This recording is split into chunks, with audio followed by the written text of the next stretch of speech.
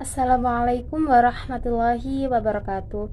Perkenalkan, nama saya Thea Ilvianisa Nurul dari kelas PPD 2022 dengan NIM 113. Di sini saya akan mempresentasikan materi tentang Pancasila sebagai paradigma pembangunan bangsa. Pengertian Pancasila sebagai paradigma.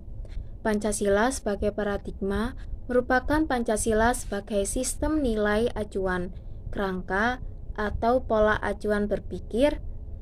Jelasnya, sebagai sistem nilai yang dijadikan kerangka landasan, kerangka cara, dan sekaligus kerangka arah atau tujuan bagi yang menyandangnya.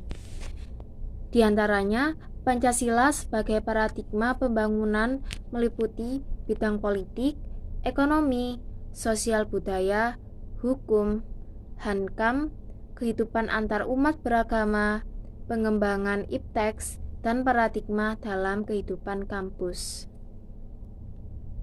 Selanjutnya yaitu Pancasila sebagai paradigma pembangunan politik. Sistem politik Indonesia yang bertolak dari kemanusiaan sebagai subjek harus mampu menempatkan kekuasaan tertinggi pada rakyat.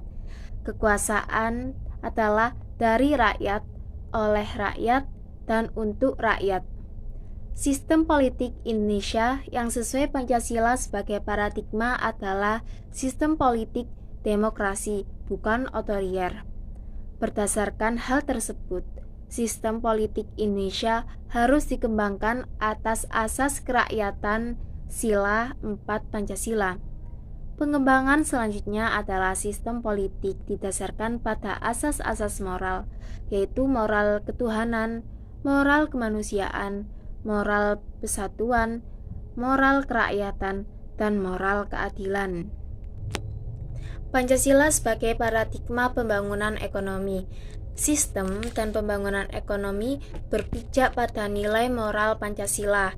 Secara khusus, sistem ekonomi harus mendasarkan pada dasar moralitas ketuhanan pada sila 1 dan kemanusiaan pada sila 2.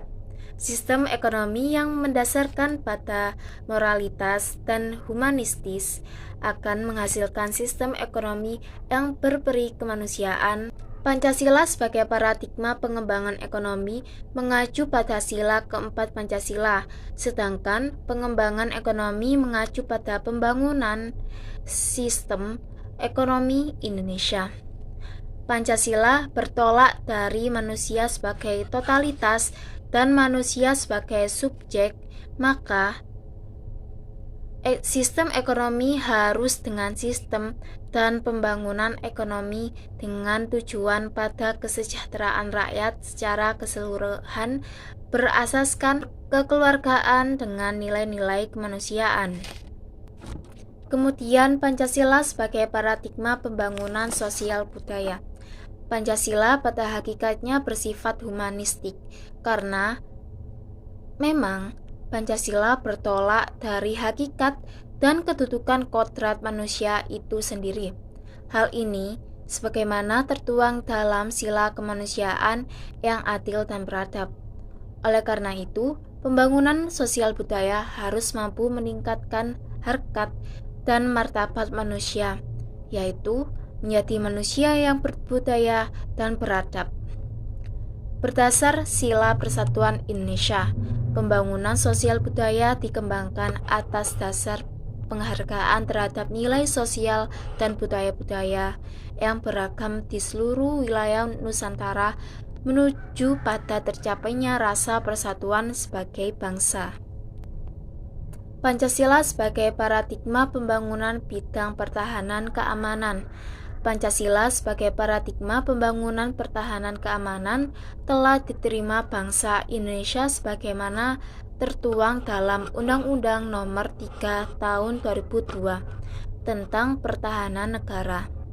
Dalam undang-undang tersebut dinyatakan bahwa pertahanan negara bertitik tolak pada falsafah dan pandangan hidup bangsa Indonesia untuk menjamin keutuhan dan tetap tegaknya negara kesatuan Republik Indonesia yang berdasarkan Pancasila dan Undang-Undang Dasar 1945. Kemudian Pancasila sebagai paradigma pembangunan bidang hukum.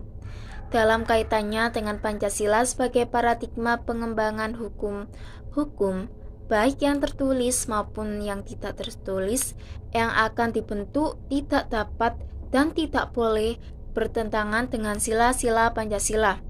Dengan demikian, substansi hukum yang dikembangkan harus merupakan perwujudan atau penjabaran sila-sila yang terkandung dalam Pancasila.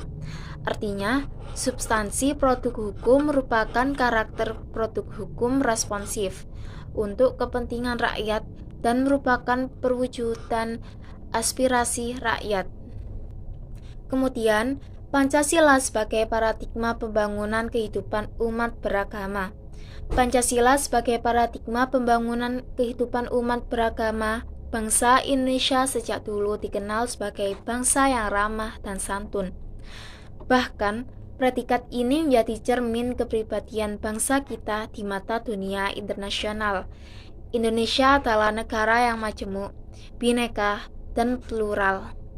Indonesia terdiri dari beberapa suku, etnis, bahasa, dan agama. Namun, terjalin kerja bersama guna meraih dan mengisi kemerdekaan Republik Indonesia kita. Yang terakhir yaitu Pancasila sebagai paradigma pengembangan ipteks, ilmu pengetahuan teknologi dan seni atau ipteks pada hakikatnya merupakan suatu hasil kreativitas rohani manusia. Tujuan esensial dari ipteks adalah demi kesejahteraan umat manusia, sehingga ipteks pada hakikatnya tidak bebas nilai, namun terikat oleh nilai. Pengembangan ipteks sebagai hasil budaya manusia harus didasarkan pada moral ketuhanan dan kemanusiaan yang adil dan beradab. Sekian dari saya, kurang lebihnya mohon maaf. Terima kasih. Wassalamualaikum warahmatullahi wabarakatuh.